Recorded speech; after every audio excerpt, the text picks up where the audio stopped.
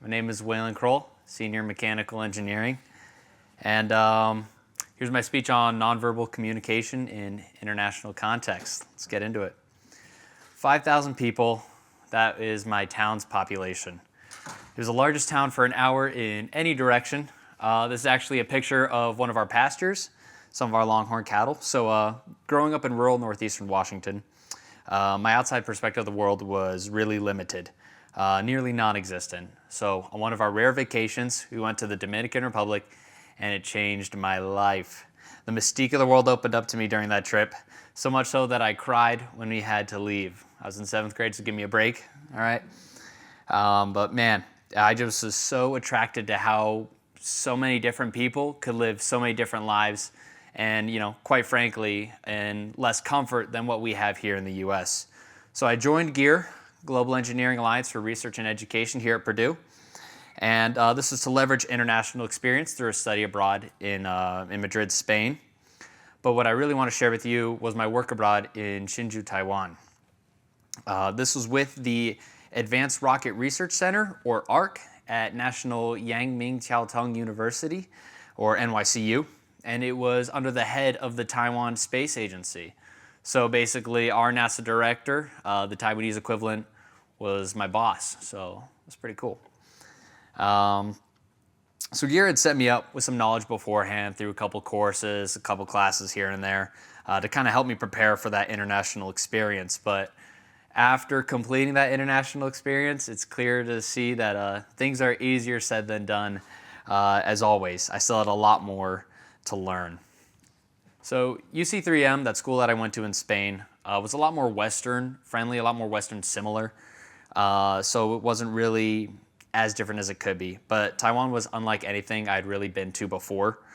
I'm a very loud, I'm a very exuberant kind of guy. And something that was not widely commonplace there was that I began to see some of my behaviors made people feel a little bit uncomfortable at times. I noticed fleeting eye contact and noticed that I felt like I was piercing into people's souls simply by looking at them. In meetings, as soon as the last person walks into the room, there's no how's everybody's day going, how's Purdue basketball? It's just right to business, right? And so I would, however, frequently banter with some of my lab mates, and one day I decided to ask them, I was like, hey, am I a little too loud? And everybody in my lab smiled, gave me a little nod, and one guy's like, yeah. I garnered a little ashamed smile because I was halfway through my time in Taiwan, and I felt like I hadn't really acclimated to that environment, so it was clear I needed to adapt. My first change to combat these lapses in communication was to simply observe what was going on around me. What did they do that I didn't? Or in a much more of a crude sense, what did the Taiwanese do that I would see as weird back at home? Now, these other two changes definitely leverage my more extroverted nature, but anybody could do them. I began to ask more questions. So just like what I did with my volume earlier, I proceeded to do more things like that. It helped me learn fast. So even if it's a little awkward and maybe hurts a little bit, it's what you got to do to accelerate that growth. And I would inquire if something I was doing was okay or not, and if anything was unusual. It's kind of how it went. When not asking questions, though, it was important to show my genuine curiosity. The more that I'm open to hearing about people's backgrounds, the more they'll want to share with me. So practicing active listening was a key component in obtaining better communication skills. So what all these efforts really have in common is that they were all deliberate, right? They were intentional steps to better fit in. So I tell you guys that nonverbal communication is not going to happen unless you don't back it up with intentionality. So what relevance does this anecdote have for anybody that's listening right now?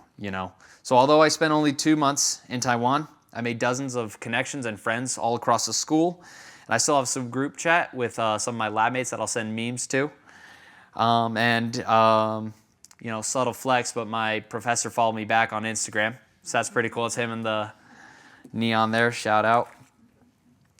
So I saw the benefits pay off during that time, but where does it take it going forward?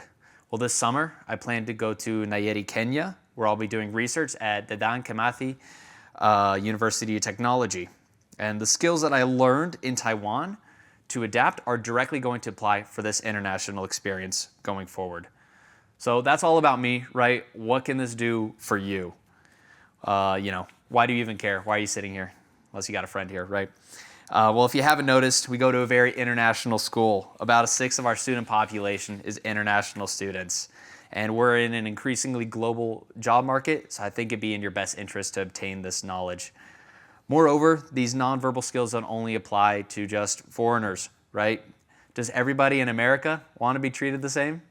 I don't think so. Yeah, I'm going to say certainly not. That's what I've written down. It is in your best interest to acclimate to other people's styles and comfort levels. Why is that? You want to build rapport, establish connections. The more people you get on your side, the more tools you have on your side to get things done. I use that in Taiwan. Shout out Alan here in the bottom left. I talked to him during my time with ARC, and I said I didn't really like my projects. I wasn't talking to enough lab mates. I wasn't collaborating a lot.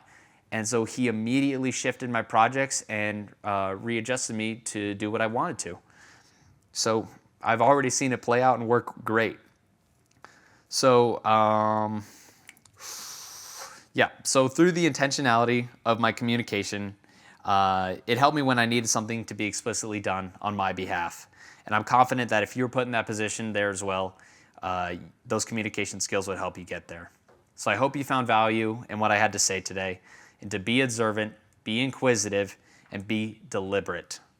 Make a self-conscious effort to improve your nonverbal communication skills and develop a stronger, deeper connection with those around you. I'll leave you with this quote by Laurie Buchanan saying, "Whatever you are not changing, you are choosing." So I implore you to choose better communication. So boiler up, horns down, go Purdue. See you guys.